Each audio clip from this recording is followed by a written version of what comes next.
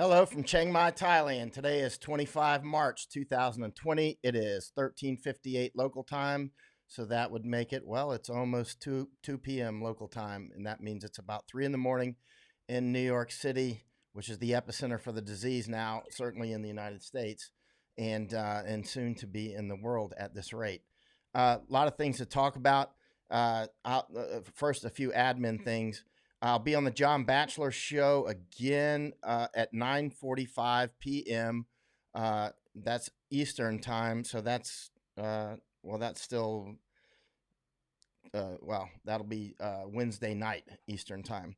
And also, I'll be on the Chicago Dan Proft show. That's 5:60 a.m. WIND at 18:35 my time today, which is about less than 5 hours from now. So that'll be about 6:35 in the morning, I think, your time in Chicago.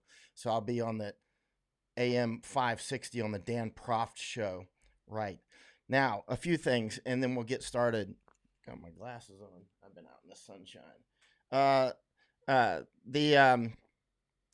I've stopped transmitting. I've stopped sending my feeds out to certain pages that are Trump-friendly pages. I'm not anti-Trump. People have watched my work forever, have known my work is not a good fit on Trump derangement syndrome places or Trump love places. I'm not a good fit for people who have Trump derangement syndrome or Trump worship syndrome, because I don't worship him and I'm not deranged by him like Obama, like Bush, like many before. So here we go. So I'm not transmitting this out so I can speak more freely, because now it's just coming to my pages. And by the way, if you would like me to feed out to your page, you'll have to hit me with a private message. And if you have a YouTube or a Facebook page, I can live stream out to those. Hello, I see I see comments coming in, so it looks like we're feeding out on YouTube and Facebook. All righty, let's get started. I'm in Thailand. A state of emergency looks like it will be announced tomorrow. There's certainly a real state of emergency now. A lot of people still don't quite get it, though. But there is certainly a state of emergency across America that a lot of people still don't quite get. Now, I will talk about President Trump later in this, but first let's get through a few admin things. I've been watching Trump's speeches. I've watched all of them. It's so many because it's become like a daily virus show. So India has entering into a 21-day lockdown. Last year, I got my shots, my vaccines to go back to India. How many was it? I've said it a few times. It was a lot. 12, 15, I don't remember. It was a lot of vaccines to go back to India. And then the insurgency broke out in Hong Kong, so I canceled India and went to Hong Kong. And then in June of 2019, immediately realized it was an insurgency within less than a month. And yeah, a lot less than a month. And then, there's an important distinction between insurgency and protest for those who know about those things. And then in January, this virus obviously became very serious, and most people still did not see it. And that's when Steve Bannon's pandemic show began. On about the 25th of January, he started his first episode of Pandemic, and I was on episode 2 or 3, I think, and then a couple more maybe. But remember, before Steve even started Pandemic, I was already talking about it on my live streams. And I found, for instance, just a quick search on 22nd of January, I put on Facebook, coronavirus on the long march from China. So that's 22nd of January. Why is that important? It's not important for one-upmanship. It's important because the things that I'm telling you now continue to be ahead of the curve by a long shot. And remember, hours count with this virus. Literally hours count. Literally hours count. I mean, if you get the word 5 minutes too late and you go out and shake the wrong hand, you could be dead. It's that simple. Your head could be stuck in a ventilator. There's not enough ventilators. All sorts of bad things that can happen. Now, we know that New York is the next on the list. It's going to, but even if you're in New York and you didn't just squirt out to Florida and bring the virus down there, and all these, we know how this happens. Happened in Wuhan. It happened in other places. Italy, from the north going to the south. We know this dynamic by now, right? But even if you're at the epicenter and everybody around you has it, you can be fine. Just isolate. If you've been listening to me since January and you've stocked up on everything, you don't need to leave. As long as you got enough water and food and medicines, if you need any medicines, then you're good to go, right? You just isolate, let the storm blow over, and then you can come back out of your cubbyhole. Or if you've got the right protective gear, you can go out now. But if I were you, I would tend to highly isolate at this point. My chance of getting it is quite low, other than some people that I have to deal with still go out. So that makes me not isolated completely yet. I mean, I've been more or less isolated, pretty, not isolated, but I've been in, certainly not seeing as many people since January. And so that's important. I mean, because I continue to say things that are really important for your survival. And let's continue with that. Firstly, we know law enforcement is going to break down. I've been saying that since January and early February. We know that. It's starting. It's starting in Cincinnati, long list. It's starting, right? Law enforcement is not going to be there for you. You are 911. You are responsible for yourself, period. The United States government or Germany government or Italian government or wherever you're at, they're not going to be able to take care of you unless you take care of yourself, and they're still not going to be able to take care of you. Now we see Taiwan, who was proactive on this, is not actually shipping out masks. I saw one tweet today. I don't know if it's accurate, but China angry at Taiwan for shipping masks to the United States. Is that, maybe somebody can track that down? It came to me from a reliable source, but I didn't track it down myself. Because I got another email, I got more messaging yesterday from reliable journalists, and it was video that showed people looting, right, in a grocery store in Veracruz. But the video was from 2017. You can't track everything down.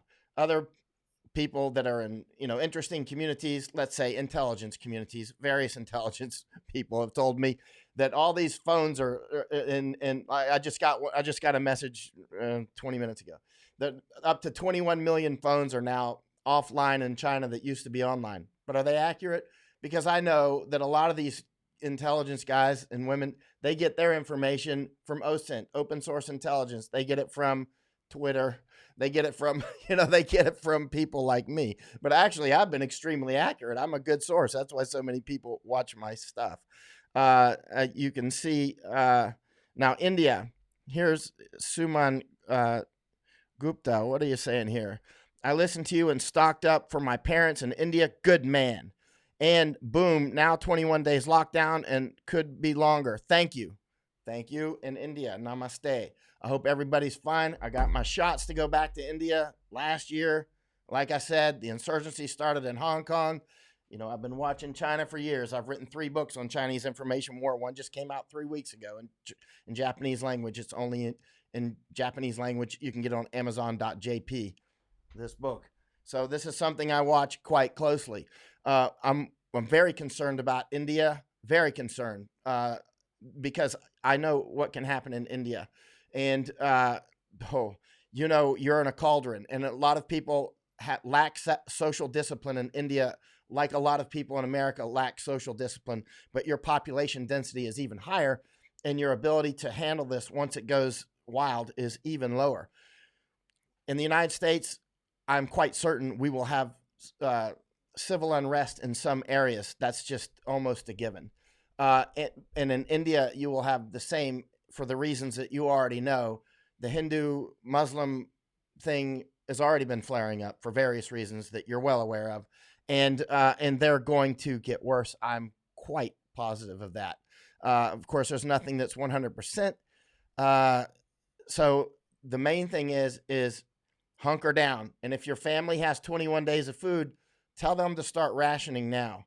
Because 21 days is not, I do not think it's enough, especially not in India. I don't believe it's enough in many parts of the United States.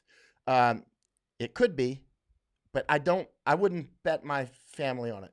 So right now, supply lines, I believe, are still open in India. I believe they're still wide open based on the things that I'm seeing. Continue to stock up. Continue to tell your family to stock up right now. Get it. Because remember, there's all kinds of things that'll happen with so many things. But the bottom line is stock up and be prepared for, you know how India is on electricity on a good day. That's why I always have extra lights in India and all that sort of thing, and water. So, be prepared for not just those 20-minute electrical outages, but the 2-week outages and that sort of thing. Even in the United States, where our grid is is very resilient, that some power companies are already asking power company workers to be prepared to live at the power plants. And remember, I've been warning against this since January. It sounded crazy then. I hate being the crazy Cassandra all the time. You know, Cassandra, the one that sees in advance. Well, I really don't. I see what's happening now, and I study 7 days a week, right? And that's why I was so ahead on the Civil War in Iraq and things in Afghanistan and Japan, Korea relations. It's actually quite obvious if you have the time to study, which I do, thanks to reader support. Thank you for those who have hit my PayPal and Patreon and Zelle, and all the other ones. Those are Venmo. Those are incredibly helpful. The reason I have time to warn you is because you fund me. It's that simple. It's really that simple. And so let's keep going here. Thailand, if you, there's still lots of food out there. Stock up now. Stock up now. Be aware of the bullwhip or the whiplash effect on supplies. The whiplash effect or the bullwhip effect is when basically a lot of people go out and stock up. The shelves are empty, and then others will go, uh-oh, we better get it now while the getting's good. And people like me, we've already stocked up, so I don't have to go out, right? I go out, buy a couple extra candles here or whatever. You know what I mean? I was like, I'll go ahead and get 2 more propane canisters or something, but I mean, that sort of thing. People like me, we're not part of the problem, because actually we're part of the solution, because we're not stressing the system, because we've already got it, everything, and we've had it for a long time. But with the whiplash effect is people will buy it all out, and then, the supply chains, this exacerbates itself up the supply chains. And then, you can have manufacturers that, are stressed to make more masks or whatever. Now, if you're a mask manufacturer, would you buy let's say you have to invest a huge amount of money into another, a whole nother factory to make masks, knowing that this thing will be over in some period of time that won't be measured in 5 years. It'll be measured in months. We might get a second wave. It might be measured in a year and a half or something like that. And then you can be stuck with all these loans you took out for these extra machines and whatnot. So I mean, there's this whiplash effect is quite real. So you might have people that they will not invest in creating more, because people like Governor Cuomo think that there should be price limits on what people can charge and that sort of thing. So we're in a difficult situation where our governments at various levels, for instance, I see Governor Cuomo up in New York, who I've praised his leadership ability a few times in the beginning, but now I see he's starting to fray. For instance, I see him starting to stress out, and we're really just at the front end of this. I see him stressing out on the ventilators. They're short on ventilators in New York, and people are going to die. That's bottom line. People are going to die. If you isolate and you don't go out, you'll keep your head out of the ventilator, right? If you go out and you go to the coronavirus parties and that sort of thing, you might end up with your head in the ventilator, and there's not enough ventilators, so you may drown in your own pneumonia. And so that's the bottom line. Let's talk about like adults here. Like, see that out there? That's a minefield. If you walk out there, we'll be knocking your body parts out of the treetops. Got it, young soldier? Got it, right? I grew up, when I was 18 years old, I was going through Green Beret training, right? And then at 19, I graduated from Green Beret training, right? I saw so many times just in training when people didn't pay attention and boom, got hurt very badly all the time. It was like constantly, right? And then off into the real world, I see them getting killed all the time, constantly, because they didn't pay attention. So let's not be all huggy feely about all this stuff. You screw up now, you die. It's that simple. And there's a lot of ways that this can happen. For instance, not being prepared. There's still plenty of chance to prepare in most countries. Supply lines are still wide open in most countries. You can still, if you have enough supplies on hand, then you won't have to go out and listen. 2 weeks from now, this virus is going to be 10 times more in the United States. It seems to be doubling now every 3 days just in New York City. So it'll be every 3 days, New York City doubling. Think about that. There we go. And if you were listening to me, as many people, I'm getting a lot of messages of thanks, which I hugely appreciate, for people who stocked up way in advance. And now they're not stressed out, except for the people in our lives who didn't stress, who did not listen and did not think ahead, and they didn't buy food or they didn't buy masks, which I had before all this. Like I said, I bought 600 masks in January, right? And I gave them all out. I gave them away. And except for I got these few. I don't need them because I already had masks. I had masks before this virus was ever started. I want to say again on 22nd, it's important to pay attention to what I'm saying because I'm ahead of the ball game now. Get stocked up if you're not stocked up yet. Be prepared for 4 months. Be prepared for 4 months. Why? The virus might blow right through and then it depends on where you're at in the United States, right? It depends on where you're at, or in Europe, or here in Asia, here in Thailand, here in wherever you're at. It's going to blow through different parts of all these countries at different times, right? And just because your case rate is going down doesn't mean it's still not really high. And also, after it peaks, it's still quite high, right? So even if it peaks, let's say in 21 days in New York City, that's at the peak. And then it'll start going down logarithmically, probably. And then it'll still be very, very high for another month or two. It'll still be quite very high. So let's say it peaks in 21 days. It's already high today. So if it peaks 21 days from now, we're talking 42 days until it's back down to something like it is right now, right? Which is pretty bad right now, right? Now, what will this do to food supplies? It's not like everything's going to be running like normal. Things are going to be shutting down here very quickly. They already are, as you quite well know. And when restaurants shut down, what happens to the grocery store shelves for people that used to order pizza online or whatever, or used to go out to get whatever, and all the restaurants are closed? They buy from the shelves, right? Or you can order online. So let's talk about my friend Maddie Kelly. Let me see if she sent a message since we've been online here. I was just chatting with her before I went live. She still does not have her test results back, even though she was tested last Wednesday in Denver. She still doesn't have her test results back. So that's where we are in the United States. Even though she was tested last Wednesday, and this is Wednesday again, she still doesn't have her test results back. Think about that. Think about what the true infection rate is across places like the United States. Test, don't tell. Speaking of which, I love how Chris Martinson says that on Peak Prosperity. He started at about the same time I did. I'm not sure which of us was first. And it is important that there were a few of us that were ahead of the curve, because they're the ones you need to listen to now, because we're still ahead of the curve. Peak Prosperity, me, Steve Bannon, we're all ahead of the curve. I was way back at the front, even of them, it looks like. I started even before Steve started. One day, Steve asked me something like, I don't remember the email, but he's like, do you think this is serious or something like that? And I was like, hello. Yeah, I mean, he already knew. I think he was just sensing out whether or not that I see it. I'm like, you must not be watching what I'm saying. But yeah, so New Orleans, Chicago, Seattle, it's going to radiate there's no place in the United States, Canada, Mexico, or any place in the world, even the space station, that will be untouched by this. Why the space station? Because ground control is going to get affected, of course, right?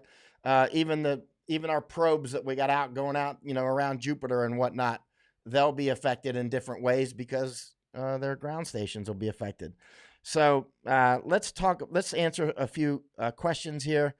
Well, at least I've got my vaccinations for India. At least if I get hit with this G's disease, I'll have some vaccinations for other things. But let's see. Let's try to answer some questions here. But I want to say, continue to prepare. Continue to prepare. The reason I keep looking over is I'm looking at screens and things. Mike Morgan says, I took 1 week for my sister in Southern California to get results negative. Thank God. In 1 week, though. USA has no chance of stitching it up as well as China. Sadly, Von Diesen says.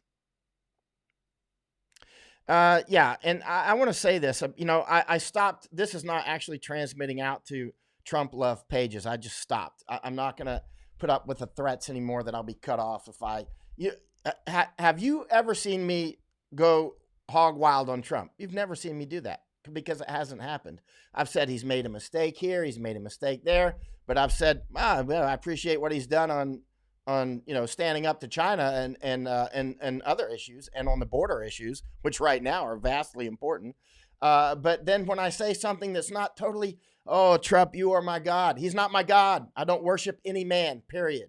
And it's nobody. It's like no human. And it's and Trump makes mistakes. He came out and he was running his mouth about, oh, this thing will just, what did he say? You've seen it maybe. This thing will just blow over. It'll magically disappear or something like that. He was making it sound like this is just the normal flu. Well, guess what? While he did that, that made more, you could see people making comments on my pages at the time. They're like, wow, Trump doesn't think it's a big deal. And he's got the best advisors in the world. And I'm like, does he listen to him? The best advice you could get in the world was me in January. There's nothing that I was saying in January that has really changed other than now it's real. It was real then. We even had Dr. Fauci at one point, and we had so many medical experts in the United States saying it's not a threat to Americans. Back then, I was like, it is a threat. We should lock down now. We should look in January and February. I was saying lock down now, and it sounded crazy. And I realized it's very damaging to the economy. There's different ways we can handle this. One is to just let it burn through, right? Which UK and Germany talked about and that sort of thing. And that'll be really devastating. That's one way to do it. Another way is to totally lock down. There's many ways to do this. This is a huge multi-dimensional chessboard. There's many different moves that can be made. There's many different dimensions to the problem. There's economic dimension. There's financial dimensions. There's political dimensions. There's military dimensions that are way beyond the virus. I mean, we've got China acting up now. Will China go ahead and attack Taiwan while we are, diverted? Will they roll into Hong Kong and start murdering people in large numbers? They quite well could. And exactly what are we going to do about it if our economies crash down? So that Trump, a lot of people that have Trump derangement syndrome are very angry that Trump is talking about we've got to defend the economy. I'm not angry about him. I see that train of thought. I've been saying lockdown, though. I'm the other extreme. However, I completely see his argument, and I've talked about that many times on my live stream. One way is to just let it burn through. Let it burn through and take your casualties and keep our, I mean, that's an extreme. Just let it burn, right? And save as many people as you can save. Let it burn through. It'll go through as fast as it goes through, and we'll take a lot of casualties. Another is extreme lockdown. I like the lockdown, and I'll give you specific reasons why. Because it would have given us more time to prepare. If we had started doing this in January and February, cut all flights from China and anybody who is accepting flights from China, and cut all people with Chinese, I'm talking China from China. I'm talking PRC. I'm not talking about Chinese from Singapore or Taiwan or Hong Kong. We should have shut off all people with Chinese citizenship unless they had been in the United States for X period of time. If they had been in China within, say, a month, they should have not have been allowed in the United States. We cut off Hubei province. Now that's been expanded. You'll hear Trump love supporters going, well, he cut off China flights immediately. No, he didn't. He cut off part of China. All you had to do, if you've been to China, I've been many times. All you had to do is get on one of those bullet trains, really nice trains. Why don't we have them in America? Get on one of those bullet trains and shoot on over to an airport that's 400 miles away. They're bullet trains, man. They go like a bullet. I mean, it's no problem. So I'm in some place. I'll go to another place and fly and go back to school in San Francisco or wherever, Seattle, New York, whatever. The rest is history. Italy. You had exchange students from China going down because they couldn't get directly back into Australia at that time. So no problem. They went over to Bali. So they go to Bali, go to the beach for a while, and then take their virus over to Australia. Hello. I mean, this isn't rocket science. You don't need a PhD in mathematics or virology or epidemiology to realize we didn't shut all the windows. We shut some windows and gave up political window dressing. And now the United States is getting hit. What I'm getting to with all this is now I'm still ahead of the curve, except I'm now telling you what's going to be happening now in the future. Stock up now. If you're not completely stocked up now, I would get 4 months supply. And people are asking me where to put it. And I'm like, figure it out, Rambo. Seriously, figure it out. How much does 4 months supply take for one person? Not very much. For 4 people, obviously, it takes more. Here's some things to do. Like I made a spreadsheet of all my stuff that's mission essential, right? Calories. Make a spreadsheet. That'll tell you what you've got. And then, as you eat through the spreadsheet and you've calculated how many calories you think everybody needs per day, okay, subtract that off. I've now got X amount of days left. It doesn't mean you can't keep topping this off over time and keep topping it off. But, be careful going out, obviously. But at the same time, then if we have a worst case scenario, 4 months is really not a lot of fat laying around. That'll take care of some major bumps. But if we have truly huge problems, I suggest that you will have, it depends on your situation. If you live in an apartment in downtown New York City, that's one thing. If you live out on a ranch in Wyoming, you should be planting a garden. It's good to be out in the sun anyway, vitamin D, and it makes you feel better. So let's try to answer some questions. You like the photo behind me? That was from a war. Rice is good. Rice has a very long shelf life. Very, very long shelf life. Make sure you've got it. Get lots of rice. Rice is cheap. It's got a very long shelf life. Not some of the brown rice, I believe. You need to check in on that. Some of the rice doesn't. If it has the oils in it, it can go rancid. You can freeze rice. But it'll last a very, very long time. And so rice, honey, vinegar, there's many, many things that'll last a long time. Maple syrup. Canada's got a maple syrup strategic supply. Excuse me, I need some coffee. Mike Morgan is saying CCP virus or G virus. Steve Bannon's calling it the CCP virus. I'm fine with that. I've been calling it G's disease. I don't call it G virus. I call it G's disease. And rice, macaroni, beans are good. Dried beans, Pamela is exactly right.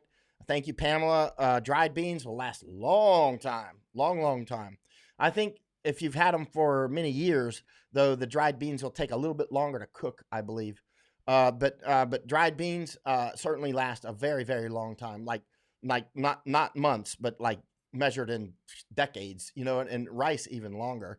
Just keep, if you, depending on your situation, if you got mice or rats or something, obviously. Luckily, I've got 4 cats. That's not a problem here. Hello in Greece. Greece is the word. Y'all need to be stocked up. Buy the sorts of seeds that you can use again. They're not these GMO seeds that you can, they're one-time throwaway seeds, right? They've been genetically engineered so that they don't produce their own seeds, right? Like some of the foods that you get here in Thailand, you can use the seeds again, and some foods you can't. That you get in the United States, they might The seeds that you find in them might not even work. I don't know. I'm not an expert in these sorts of things. But Nega Nega's saying, what's the new hantavirus in China? I mean, I'm watching that. I haven't mentioned it, but I'm watching it. It's on my alerts. If it gets to be, real serious, I'll be starting to say it, just like I was talking about this one in January. If I see Hanta or H5N1 start to really kick up, I'm going to warn you. I'm watching. I'm not seeing enough to actually bring that to your attention yet, other than I'm watching. If it looks like I need to bring it to your attention, I will absolutely bring it to your attention after I've thought it through to make sure I'm not wasting your time. But certainly, Mother Nature is not going to just take a break and give us a break just because we're dealing with this asteroid, this viral asteroid she threw at us. It's not Tanta, it's Hanta with a Hanta. But for a lot of people, that shouldn't be a problem. But if it gets to be a problem, I will let you know. Let's see. Now, Thailand is entering a state of emergency. Thai people are very strong, and they're very family oriented. Like there's a reason they call it Teflon Thailand. Thais are super strong people. They've got, like, I would be in shootouts with them down in, like really shootouts with lots of bullets down in Bangkok in 2010 and also in 14. And like right after the shootout, where a lot of people will be like, I got to go see my psychologist. Thais are like, it's over. They're like, don't worry, be happy. Thais are strong, man. They're like bamboo. I love it. I mean, they're like, you can bottle that stuff up. I mean, if you can bottle Thai strength, you could sell it. It's so they're Thai people are like bamboo. Part of it is they got strong family structures and strong circle, friendship structures. And so that's very important. So I'm not worried about Thais as a people like freaking out, because that's just not really a Thai thing to do. I'm not saying there won't be social unrest, because, Thais, they go for the government sometimes. I've seen it. Trust me. And when you get Thais angry, they smile a lot, very friendly, very good people. You get Thais angry, guess what? You just opened up a can of serious whoop ass. Thais will fight, and they're super well armed. They are very well armed. It's funny, some clown, a college guy from the United States, was over here one time. He's like, there's no gun violence in Thailand because they don't have guns. I was with one of my Kurdish friends. We were talking with him because my Kurdish friend lives in Thailand. And I was looking at my Kurdish friend Dave, and I was like, this guy thinks Thais don't have guns. I was like, there's probably more guns on this city block than like 10 square miles in Afghanistan. The Thais, and they will use the guns, but it's quite peaceful. I feel safe to walk around Thailand at nighttime. It's very safe. I walk around Thailand at nighttime in places I would never walk around nighttime in the United States without multiple armed people with me. It depends on where you're at in the United States. Jan Benning, did you hear a bill including digital currency was supposed to be passed today? Our government taking advantage of crisis. Snakes. Yeah, snakes. Where's my snake at? I've got one around here. I bought this snake to keep my cats off of stuff. You know what they did? They took the snake and they freaking play with it. It's a toy. They run around with it all over the place. Fake snakes don't work on Thai wildcats. I'll tell you that stuff. And there you go. And actually, sometimes they bring real snakes home. I'm like, stop bringing home snakes. I like snakes. I don't want you to bring snakes home. So, yeah, Thai snakes. Yeah, I've been told since I was a teenager, actually by my old weightlifting coach, Jim Cuddy. Sometimes Jim comes on here. Oh, hey, Mr. Cuddy, if you're out there, I'm as strong as you ever. He used to. Oh, my gosh, he was a tough coach, man. We love him. But he was hardcore. If you go into the gym and you talk about anything that has to do anything that's not about training specifically, he'll slap you on the ground. My cousin, he's a Green Beret now, he's an officer. He slapped my cousin right across the face one time, knocked him down when we were teenagers. It's like this is the gym. It's like the temple. You come into the gym, you come to train, period. Man, I tell you what, when I got to Special Forces, the football coaches I had and Jim Cuddy and all that, I was like, I can get through this. And I mean, they had fully prepared us. But anyway, Jim Cuddy, when I was a kid, because he was a systems analyst at Martin Marietta, right? He'd been in Vietnam too. But he was like, one day when you're an adult or whatever, there won't be uh, there won't there won't be any currency. It'll just be digital. And I couldn't believe it. I was like, really? But everything he told me would always turn out to be true. But well, I mean, he's turning out. I know he's right at this point. I can see where Mr. Cuddy is eventually going to be right. He told me that like 500 years ago. Man, I tell you what though, he had me and my other coaches. I don't know what it is about my hometown of Winter Haven, Florida, but it fully prepared me for a big, dangerous world. Hey, here's my brother Hellcat Q. Q was a soldier, a very excellent soldier. He was a very, very excellent soldier. And in the Deuce 4 up in first mission I went on with Q, suicide car bomb. Q goes into a burning vehicle trying to get people out. It was terrible. And Q was Johnny on the spot. Every time I'd go to combat, I'd be, where's Q? Q would always come up to me. I got you, Mike. I'm like, you don't need to get me. I'm looking out for you. And I love to have Q around. And then he'd get upset because he's like, oh, you talk to me like I'm a Mexican right off the, what do you say? What'd you say, Q? Right off the watermelon truck or something. I love Q. Then later he got shot on a different tour, but he's okay now. Now he's got some kids and stuff. I can't wait to come back and see you, Q. I love you, brother. You are awesome. And I know you're ready for this. You've been through too much. Alak Kalfa is saying Nepal is safe so far with 2 cases. Finger crossed. Do you believe? No. Let me tell you what. If you're in Kathmandu, go down to Pushapatanath. Pushapatanath, for people who've never been to Kathmandu, is where it's the burning place where they burn, cremate bodies. Go to Pushapatanath and tell me if there's an increase in bodies being burned there. And hello, Michael in Slovenia. And if you're in India, if you're in like Varanasi, if you're in Banaras, Kashi, whatever, I would like to hear what's going on down at the Ganges at Manikarnika Ghat. And what's going on? I mean, are you seeing more bodies in the Ganges River now than normal? You know what I'm saying? Because I'll guarantee you soon, maybe not yet, but within a month or so, 2 months latest, the Ganges River is going to be filled with bodies. I'll guarantee you there won't be enough wood on the subcontinent to burn everybody. It's my brother Q, and I'm going to come back to California and see you, so keep your head low on this one. You know about that. Q doesn't know about keeping his head low. He's like this. Pop, pop, pop. Oh, man. You remember that firefight? Oh, we'll talk about that some other time. When this is over, I'll get you online, man. We'll have to, actually, I'd love to get you online on the phone.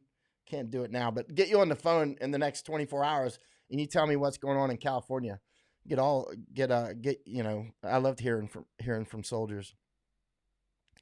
Mike Morgan, if you lay ties on the ground, you can run trains over them. They are tougher than nails. Thai people are tough. They are psychologically tough. They know how to do stuff. You know what I mean? Like, that's why I call them bamboo, man. Thai people smile a lot and they're very friendly, but when push comes to shove, man, they're tough. Jan says, Mike, are you not concerned about digital currency, a step towards global domination? Yeah, I'm concerned about it. Is it coming? Almost certainly. Almost certainly. We already use it. Every time you use your credit card or your debit card or whatever, you're using digital currency. Every time I buy stuff online, I'm using digital currency. We use it all the time. It's not like it's anything new. Yeah. Hellcat Q, he is a legend, man. He's a straight up hardcore soldier, man. And great soldier. That's why every time, like, I want to talk bad about the Army sometimes, I was in the Army. So I have a love-hate thing with the Army. It's like one day, I love the Army. I learned so much. And my best friends are Army or Marines or something, some SEALs, all that. And then on the next day, you catch me, I'll be like, to hell with the Army. It's like, I think Q's the same way. There's a lot of soldiers like that. I think once you're a certain type of soldier, you like Marines, once a Marine, you're always a Marine. You're just not on active duty anymore. And it's like once a SEAL, You're always a SEAL. Once you're a infantryman and you've gone to combat, you're pretty much always going to be that thing. And same with Green Berets. One friend of mine, her son, I knew him. He's a Green Beret, and her husband, he was a very high ranking CIA guy actually. And she was like, what'd she say? She would always say it to me. She'd be like, you can take, you can, let's see, you can, oh, I don't know. You can take the Green Beret out of, you can take the boy out of the Green Berets, but you can't take the Green Beret out of the boys. Something like, she said it better than I can. I don't remember. Anyway, Adia Charter saying, what are the signs that could point to an ebbing of the pandemic? Well, Adia, well, first of all, this is still steep curve up. We're way away from that. And remember, it's going to peak in different parts of the world. So there's no set answer to that. Like in like China. Now, people keep saying China got it under control. Did they? We don't know that. We're not going to know that for a long time. We're not going to know that until if they go back to work, will it resurge? The epidemiologists, the virologists, others, they're saying, look, the isolation worked, nailing people into their apartments. We saw the videos, grabbing people off the streets and that sort of thing who were breaking quarantine. And we're appalled by it. But at the same time, I think in the back of our minds, we also realize that's the kind of action that you need. I know what I'm saying. I know people are going to say, Mike, you're saying that we should have martial law. And I'm saying, I've been telling you since January, martial law is coming to some limited extent in places for sure. I don't know where, I don't know how long, I don't know how it will look, but the idea of martial law, that you're not going to have it in parts, let's say in the United States or in India or here in Thailand, is ridiculous, actually. I mean, you're going to have it in some places.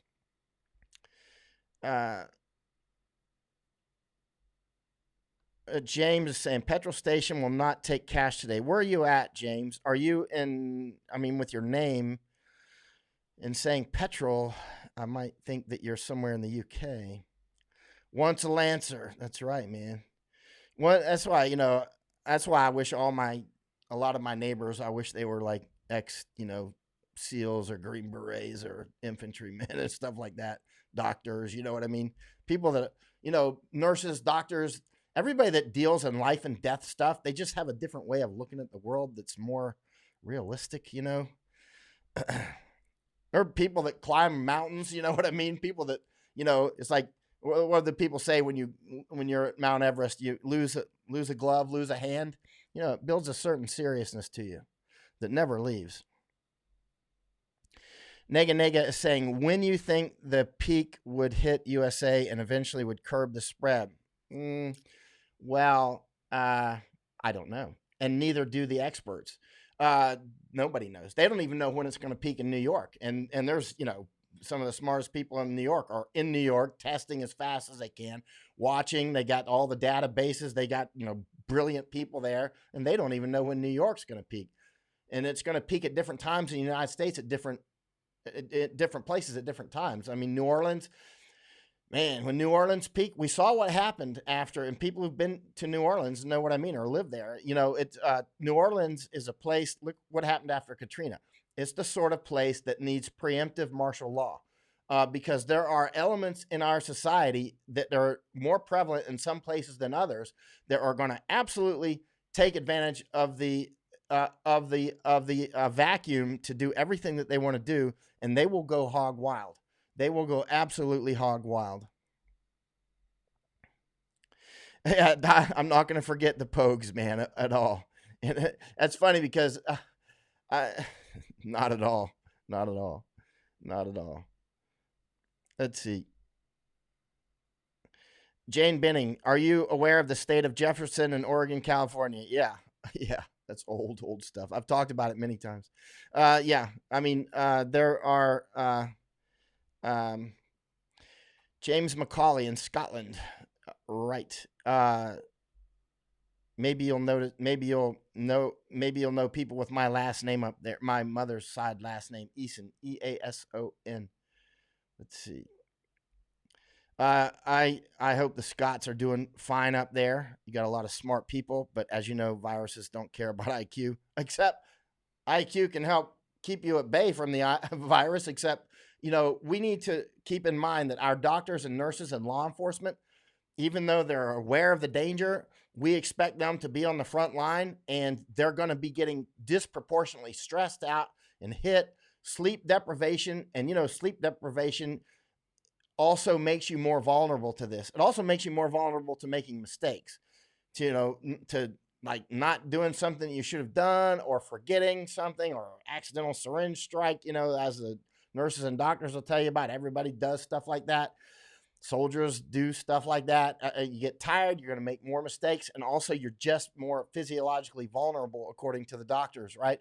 And so we need to, everybody, look out for one person. Pick out one person. First take care of yourself. Very important. First take care of yourself. Always take care of yourself first. Oxygen mask that comes down. Don't put it on your child. Put it on yourself. Put your oxygen mask on, then put it on your child, for obvious reasons. There's, especially men have a tendency to go, I got to go help everybody else first, and then they die, and then they can't help anybody, and then they become part of the problem. You know what I mean? So you have to discipline yourself, take care of myself first, and then start taking care of people. Otherwise, I become part of the problem.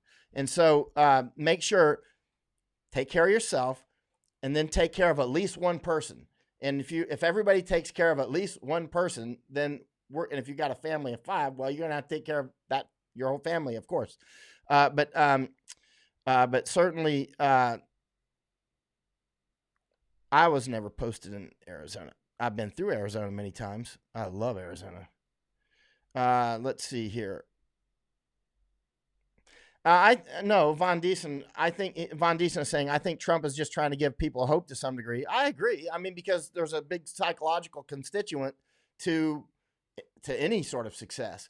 That's why, for instance, POWs. I would love to see a scientific study on this, but anecdotally, it's been said for years. People with strong family backgrounds, strong religion, will tend to have a better chance as a POW, because they have something to hold on to, right? They have something to look forward to when they get out. So I see that, and that good leaders are always, good leaders have to draw this very precarious balance between, this is real, and you do this, you're going to get blown to shreds, and we got to do this, right? And so it's this precarious balance between utter truth telling and not scaring people into freezing. Because remember, there are 3 major responses to profound fear. I'm not talking about anxiety, but actual real fear. And that's freeze, flee, or fight, right? Freeze, flee, or fight. A lot of people will just freeze, like lock down. And so they've locked down, and now they're out of food, that sort of thing. Others will flee. They go from New York to Florida. That doesn't mean that they're cowards. It might mean they've got a home on the beach, and they would rather be there than locked down. Maybe they got a yacht. Maybe they got just a condo. They would rather be in Florida, where the sunshine is, where there's a lower population density. But anyway, they fled, just like they did in Wuhan, just like they did in Italy, just like they're going to do all over the place, right? People are going to flee, period. And others are going to fight. That tends to be me, more fight, right? I'm a fight. Q. Where's my brother Hellcat Q? Q's a fighter. There's a lot of we're stand up fighters, and so but obviously going in prepared, and Q got shot, and one time, and almost got shot quite a lot of times. I was with him. Q will tell you all about it. But still. Word Dunlap saying placebo is somewhat effective, more effective by far than nothing. Certainly, seeing the blue sky and the light at the end of the tunnel is very important. And there will be a light at the end of the tunnel. It's not blue sky to say that. We are going to get through it. Nearly all of us are going to survive. Nearly all of us are going to survive. We can see that. But we need to be prepared for the next thing that comes, which is, depending on where you're at. Like, I'm not intensely worried about civil unrest here in Thailand smashing down the whole neighborhood. Like if I lived in some parts of Los Angeles, especially in a state where they've tried to take everybody's ability to defend themselves, that would be of a larger concern than if you're in Florida. If you're in Florida, If I'm in Florida, I'd be very well armed. I'd be like, the last thing I'm worried about is somebody overrunning me. It's like if I'm in Florida, but if I'm in New York or California and I don't have a weapon, yeah, I would be concerned. I would actually be concerned about that. It depends on where you're at. Uh, One thing Michael Tomasak is saying in Slovenia is Slovenia or Slovakia. I think you said you're in Slovenia. I'm pretty sure you're in Slovenia, is what you said. I've been to both actually, I think there's no need to lie. I think when people realize you're telling them the truth, they will respond accordingly. But now we don't know when he's saying the truth, so I don't trust anything Trump says. Period. Or the Surgeon General Jerome Adams. I don't trust him because Jerome Adams came out knowing better and told us not to wear masks. Now, why did he tell us to wear masks? I'm not a mind reader, but it was very obvious why he told us not to wear masks. He told us not to wear masks because the federal government in the United States, not just the United States, many other governments failed, and that includes state governments around the United States. They failed to stockpile masks when simple men like me did not. And simple preppers all over the country are like, I got masks. I've had them for 8 years or 18 years or whatever, And so he's doing it in service to something greater. He's doing it in service to not making a run on the mask, but he lied to us. And that is vital. That's a vital difference. All he had to do is come out and go, masks do work, but what I need you to do is stay home. I need you to stay home and use fewer masks. Only go out when you have to go out to get for food shopping or the pharmacy or if your child gets sick or whatever, then you may have to go out. But the problem is they've sacrificed, where I'm going with this.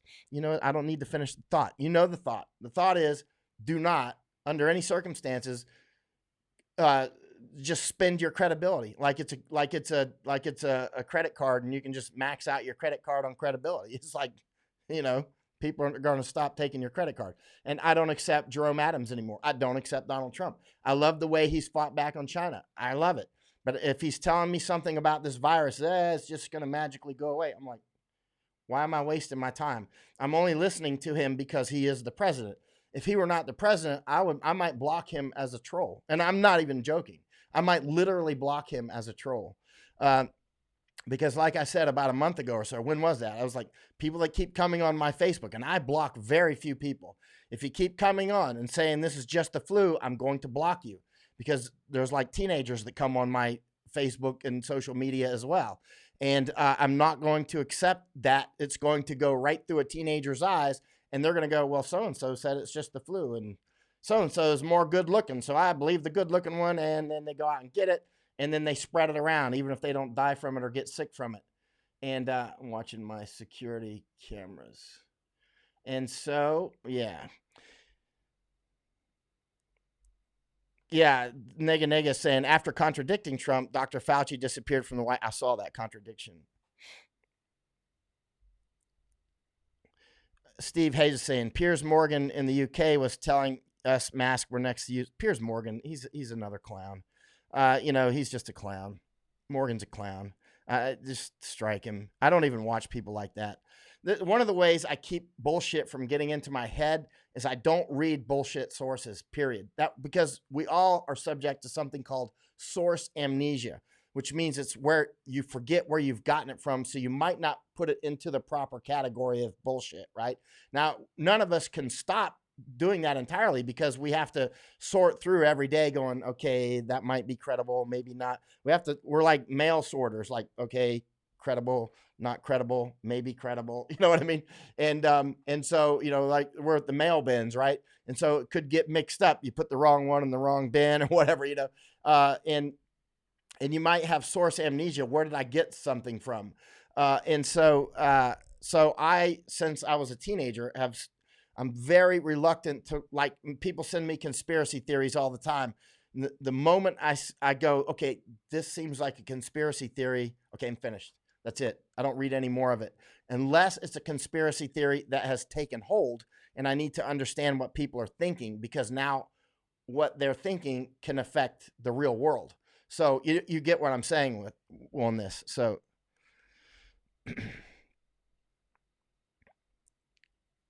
Weston says, I've never been a fan of Bannon, but you are right with him on this issue. He's the only one that seems to grasp what's going on and possible courses of action. Bannon straight up.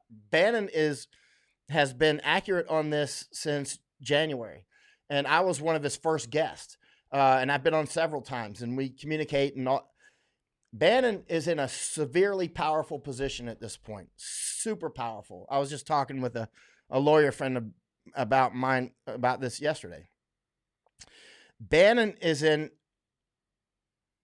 so many millions of people listen to Bannon every day, including me. He gets on all kinds of radio interviews, television, reaching millions, and then he does it through his show Pandemic. So he reaches millions on his podcast. He's very, very powerful.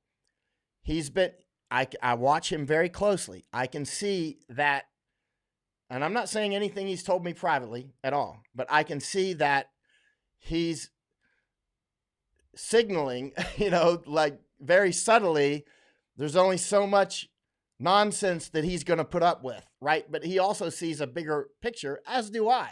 Like, for instance, I don't want Biden to be president. I don't want that communist Bernie Sanders to be president. That's unacceptable. That's even worse, right? But that doesn't mean that I believe everything that Trump says. Trump is full of bullshit on a regular basis. I've stopped today broadcasting to Trump love pages. So I'm just talking. This is my thoughts coming straight from my head right to you. Trump is so full of shit on this virus that he can't stand up. And I mean, now he's trying to save the economy. That's important. That's vital. And there's many things. He's not the only one. I don't want to see the economy collapse. That means all of us are hugely damaged by it. But the bottom line is I don't know. I didn't see him on Fox, but Fox has never edited. When Fox has asked me to write things, they've never edited anything that I've ever written, except almost everybody that you send something to will put their own title on it. And the title will, so if you ever see me publish something for someone and there's this weird title, that's your signal that 99% chance I didn't make the title. That's one thing that they'll take control over, and it can totally make a huge effect on. It's like the frame of a picture. You know what I mean? There's like no picture without a frame. You get what I'm saying with that.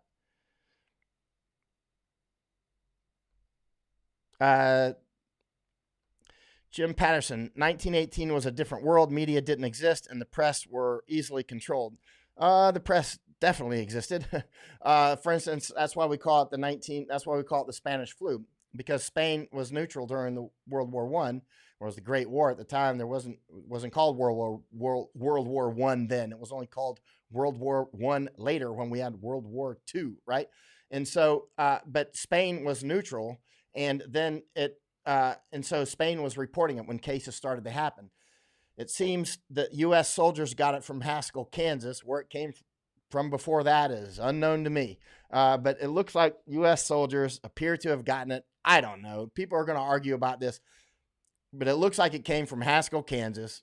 It went over, got U.S. soldiers that were preparing for the war, and went over to all over the place. And then it ended up in France, Germans got it, the enemy, and it was everywhere. It went to India, China, it went all over the world. Hit small islands out all over the place. I will try to answer a few more questions, but the main things that I wanted to say are done. I'm just answering questions now. Again, I'll be on the John Batchelor Show at about 21:45 Eastern Time Wednesday night. That's Washington, D.C. time. And I'll be on the Dan Proft Show on 560 AM WIND on the Salem Radio Network at 18:30 or at 06:35 Chicago time today. So that's only, I guess, maybe 4 hours or so from now, something like that. Any questions out there? I'll try to take them right now. If you're not at your hard point, some of you are just not going to make it. And some people still can, but do continue to stock up if you haven't done it already, because remember, the virus is only part of it. And there's the viral issues, there's the economic issues, there's the financial issues, there are the political issues, and then there are the issues in your neighborhood, which could be combat issues, depending on what sort of neighborhood you live in. If you, if you live in certain places in America and you don't have a gun, good luck. And if you live in other parts of America, you don't even need a gun because you live around safe people and they don't do anything. The John Batchelor show on the Lim Chang is asking for a link. I'm online now, so it's hard for me to do. But if you look up John Batchelor, spelled like bachelor, like unmarried male, look up John Batchelor and you'll go straight to his website. And it's a great radio show. I've been listening to it for years, and Gordon Chang asked me to go on it last year when I was in Hong Kong, and so I've been going on it usually about twice a week, depending on what's going on. Let's see.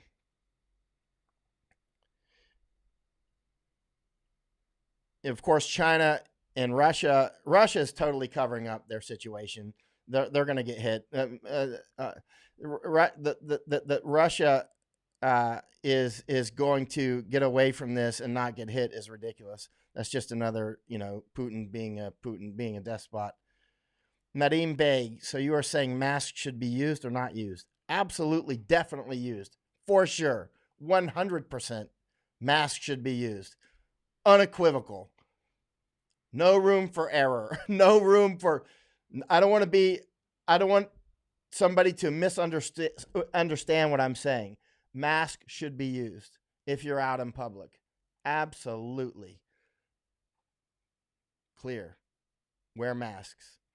You're welcome, Ling Cheng. 3 p.m. in Thailand. Let's see. Yeah, John Batchelor's got a great show, not just when I'm on. I've been listening to it for years. If you Google my name and John Batchelor, you'll see me often posting links to John Batchelor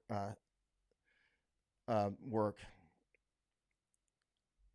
Yeah, John Batchelor also got Twitter, and so does Gordon Chang on Twitter. I follow both of their Twitters. Yeah, there's plenty of ways to improvise masks. We don't do it the way our Hey, look up 1918 flu improvised masks, right? And you'll see that that many people in 1918 were making improvised masks. I mean, this is going to work. I mean, if I'm spitting, I have this bright light coming on me right now. So every once in a while, I'll see a little projectile saliva come out. And if we were standing this close, I mean, they may have hit you, right? And might hit you right on the lip or something. It happens to us constantly. When you're out talking with people, like these idiots at bars still that are out, in each other's faces with loud music behind them probably.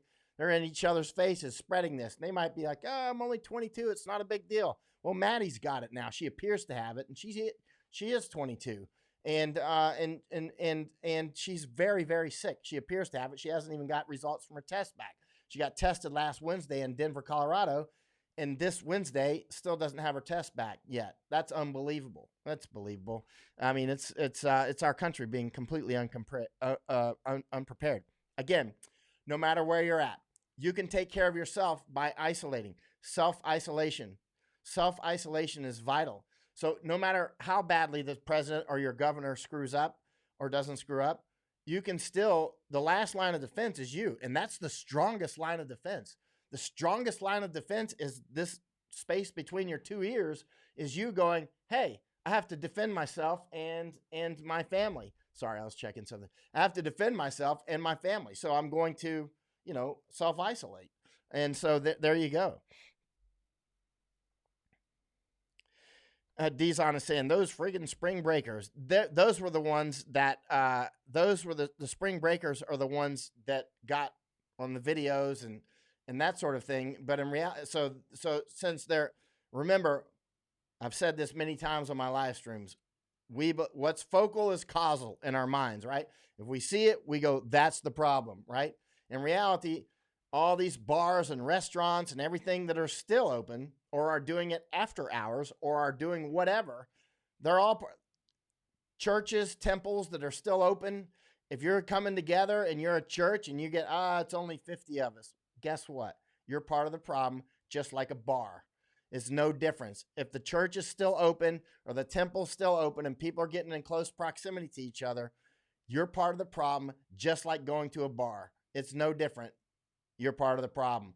But obviously, when they go out on spring break in Florida and they're out on the beach, that's perfect video stuff. You know what I mean? It's perfect. But yeah, they're part of the problem. Absolutely part of the problem.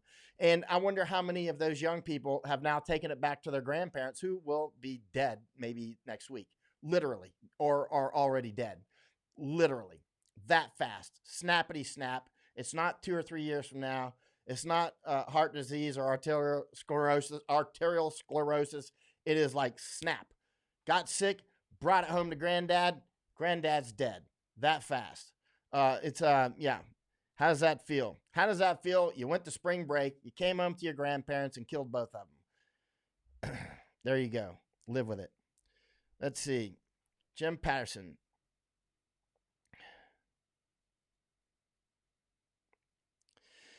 Jim Patterson saying, sorry, mate, but the first cases of Spanish flu were recorded at the British military hospitals before the U.S. entered World War I. It was probably caused by the filth in the trenches of the Western Front. I don't even know. I tell you what, if you get a bunch of, if you watch like actual expert virologists and epidemiologists arguing about that, they'll start like throwing stuff at each other. So I'm not prepared to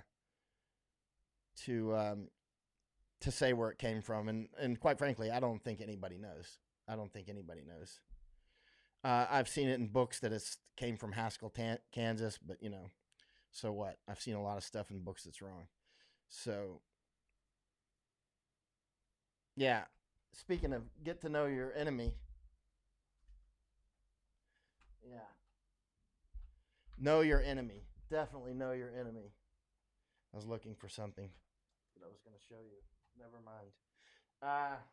How about this? I just happened to be looking at it this morning. Know your enemy. When I go off to the wars, and there'll probably be some in the future, what's the first thing you do? Study your enemy. Study your enemy and study yourself. That's the first thing you do. Study your enemy and study yourself. Where did that come from? I don't know. Sun Tzu or somebody. Clausewitz. I don't know. I've read all those guys so much that I've got source amnesia. Sounds like a Sun Tzu thing, though. All right, let's see if I can answer any questions, and I'm going to punch out. Wei Shan To is saying, I got to say that wearing a mask with the right filter makes you realize there are smells you're so accustomed to that it's going to learning to smell again once you take it off. That's right. And this is a 511 shirt, Wei Shan. You asked yesterday, definitely. It's very, very nice shirt.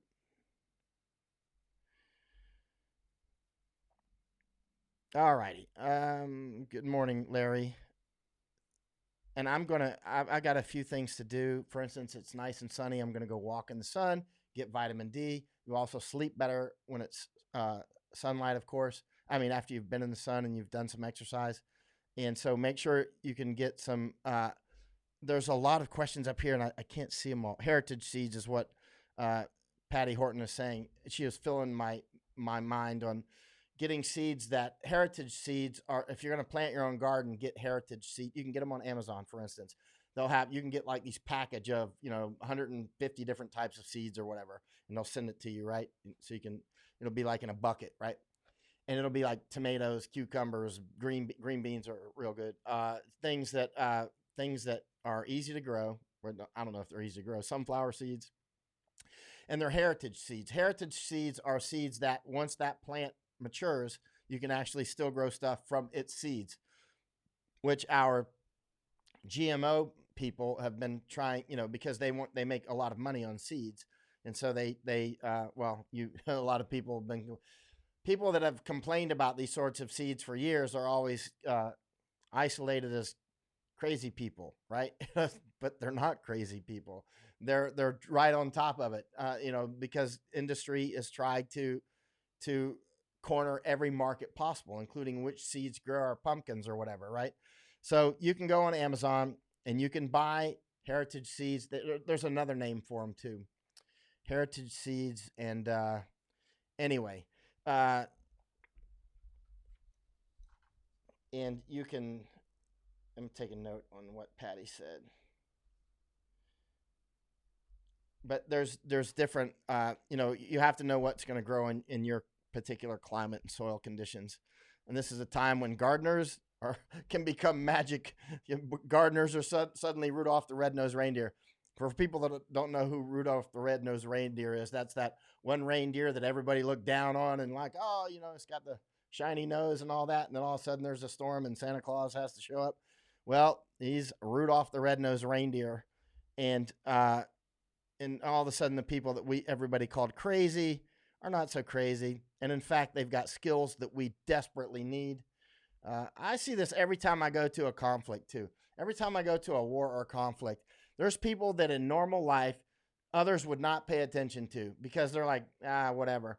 And then it comes time for, we need men and women of action. And it's like, that's your guy or that's your woman right there. That's Johnny on the spot, or maybe Lisa on the spot. It's, people that can get stuff done. And that's that. All right, I'm looking for any last questions. Paul Spud, 2007, is saying, he's on YouTube, hey, Mike, stage 2 in Melbourne are about to happen. The list is coming shortly. There is talk about martial law. You can count on it. Once you get past, community spread and get into the explosion, it's going to be pretty difficult.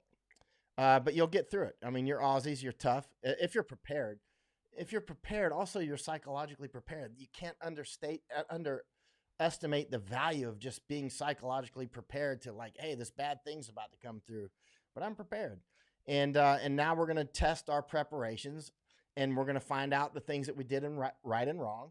And then the next big thing that comes through will be even more prepared. Listen to old people. I would say that.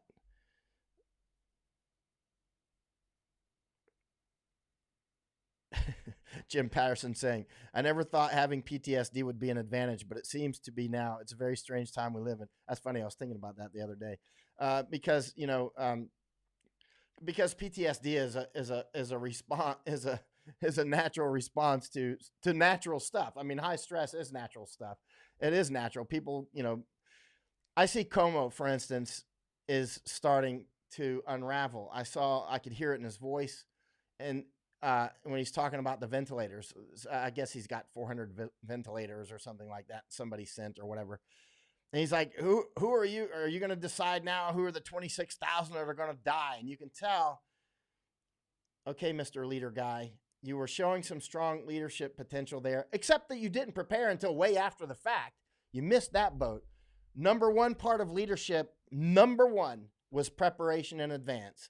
Number one aspect of leadership was we know a storm is coming. Not, hey, the storm's here. Let's get prepared. Everybody put duct tape on your windows, get inside, hunker down, because that's where they're at right now. They literally waited till the storm's right there, and then they're like, everybody duct tape quick. And he's stressing out, like he spazzed. Look at Como. Como's like, you can hear it in his voice when he's talking about, he doesn't have enough ventilators. He can't handle it.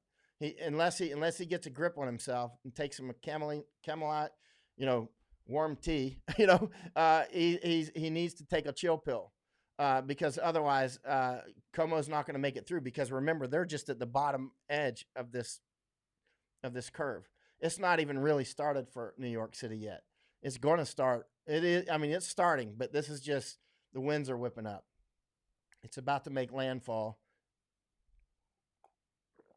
And if he's freaking out this much right now, he's not going to be good leadership material. All right. It looks like the comments are not even feeding out anymore. So maybe we're offline. I don't know. Let's see. If we're not offline, I'll try to answer one or two more questions, and I will take. Hey, Nady, I see you got sunflower and cactus up there. I think you can eat those Segura cactuses, right? Those cacti. I think you can eat those, can't you? I'm not sure. You can get water from them. Sunflowers are. Bang is saying the infected people in USA is 55,000 now. Will survive without. USA will survive, but I'll guarantee you it's way more than 55,000. I'll guarantee you that. I was looking at the looking at the Johns Hopkins map this morning, like an hour ago as well. Hey, Heidi in Britain. I'll guarantee you. Uh, I'll guarantee you that it's more than that. Hello in California. And all right. There might be more questions way up top here, but I'm not seeing them. Hello, everybody around the world, many different countries. And it looks like we may be actually offline because no comments have been coming up for a long time. So, in any case, again, I've stopped feeding out to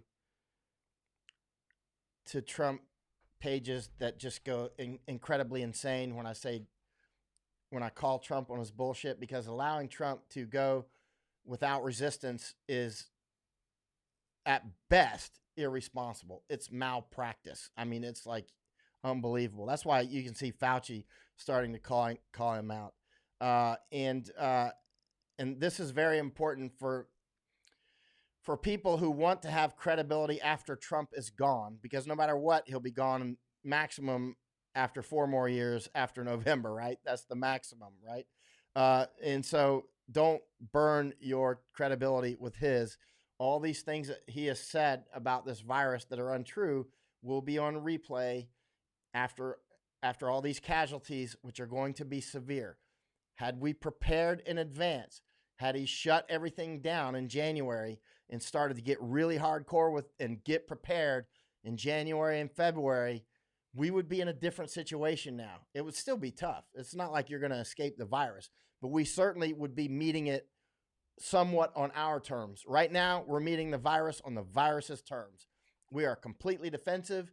We're basically, talking about building fire extinguisher factories after the house is on fire. It's too late. Ventilators. How is New York going to get 30,000 ventilators when this thing might peak in 21 days? It's not going to happen. And New York does not live in a vacuum.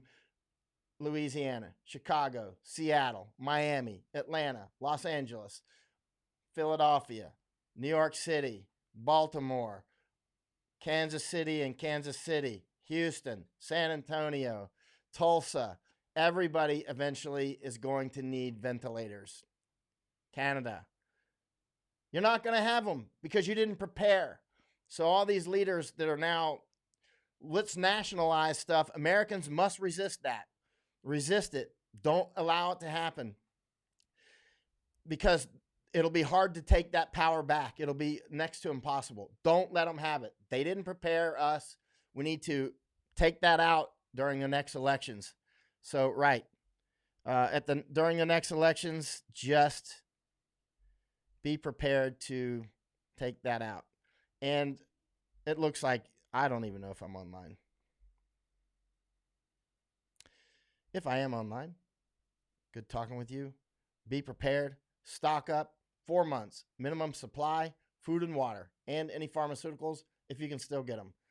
Amazon's still open. I've ordered other stuff on Amazon, and I've had people telling me that Amazon's completely closed. That is complete bullshit. I just had packages just arrive in Florida today because I just got email alerts. It's still open. So no matter what people are telling you, check it for yourself.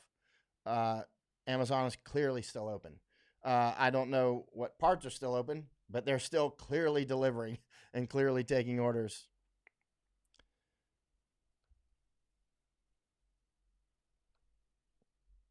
Mike out.